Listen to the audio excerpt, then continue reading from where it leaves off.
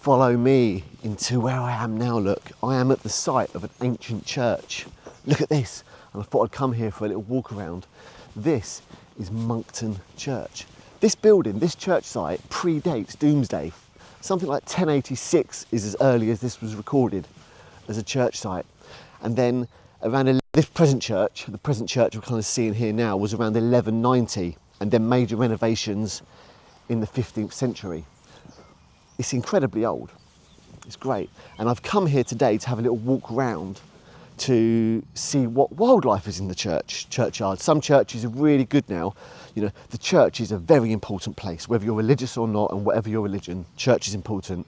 And people who come to church want to celebrate God, celebrate God's creation, celebrate love, celebrate life.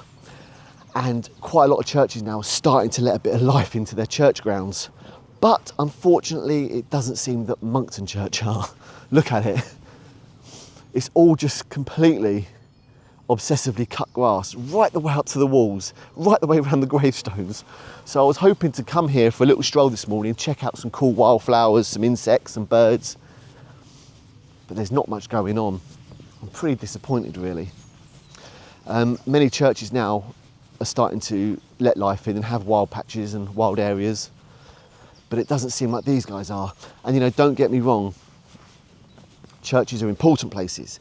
Graveyards are important places, especially war graves. We should look after them, we should keep them tidy.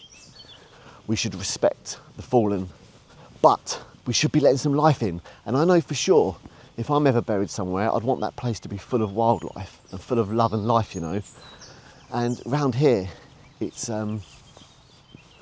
just literally, they've gone between every gravestone, up to every gravestone, up to every bit of wall, up to every tree, and just cut every inch of grass.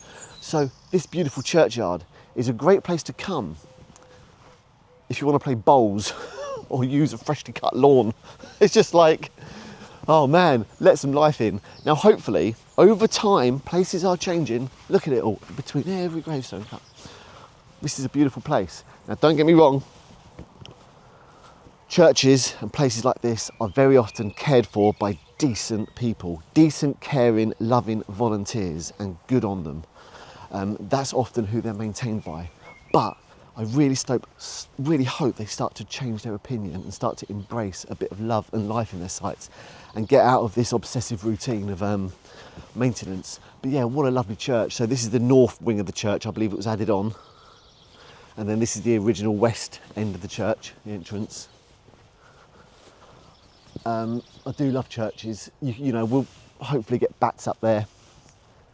I'm surprised there's no swifts here today.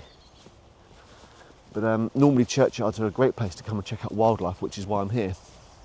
But yeah, I thought I'd still do a little video and show you, because Monkton Church is pretty cool. And there's hardly ever anyone here either. It's sort of tucked away at the end of a dead-end road, Monkton Church. But I don't think I'll be coming back, because as a wildlife enthusiast, it's not really doing it for me. But still, you know, ancient church, predates Doomsday, this site, pretty amazing. So yeah, great. And they love cutting grass here. They really love cutting grass here. Get wild.